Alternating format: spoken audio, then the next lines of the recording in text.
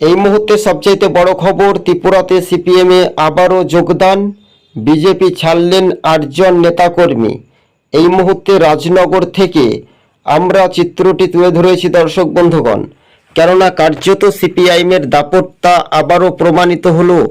কেননা সংক্ষেপে যদি আমরা বলি তাহলে ঘরের ছেলে ঘরেই ফিরল। রাজনগরের মাটিতে দাঁড়িয়ে আবারও লাল পতাকা দুর্গ দেখা যাচ্ছে।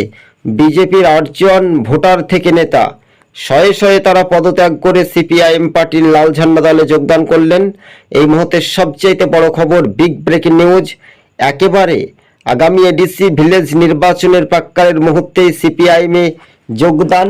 সিপিআইএমের রাজ্যের সম্পাদক জিতেন্দ্র চৌধুরী বলেন, ঘরের ছেলে ঘরেই ফিরল। আগামী দিন আরও শাসক দলের ভোটার বামেদের দলে ভরসা রাখছে, এমনটাই খবরের ইঙ্গিত। দর্শক বন্ধুগণ, আজকে ছিল আমাদের এই পর্যন্ত প্রতিবেদন।